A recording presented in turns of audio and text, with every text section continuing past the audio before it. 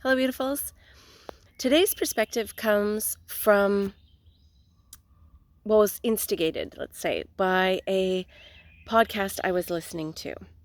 And it was an interview with it was a multiple of interviews, but in specific, there was an interview with a professor of psychology, and I'm very sorry I didn't catch his name, but he was stating that in order to have a sustainable, authentic democracy, we needed to have people with a moral competence. And he defined that competency as being able to ask questions, to not blindly follow orders, to be able to investigate alternatives, discuss alternatives without becoming emotionally charged.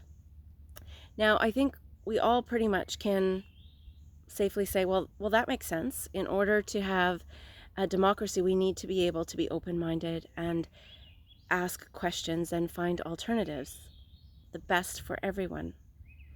However, the interesting part of that discussion was that only 20%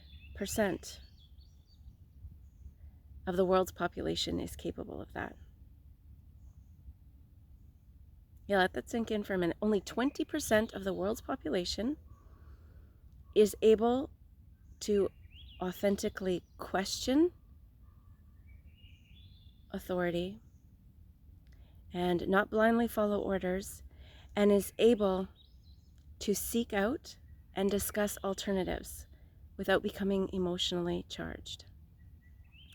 Now, the reason I bring this up is because it seems that there is a division that grows deeper and deeper as we are navigating these uncertain times.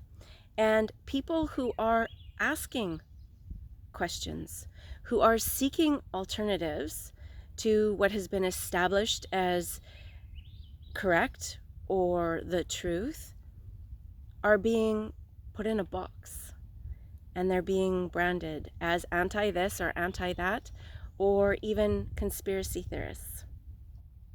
I wanted to bring this up today because the importance of asking questions shows up in every avenue of our experience. Without questions, we wouldn't have made many of the scientific discoveries we have today. They deepen our knowledge, they illuminate confusion, and the more questions we ask, it changes the pattern within our brain, and our brains become more flexible. And in that place, we are able to experience more happiness because there are more alternatives made available to us.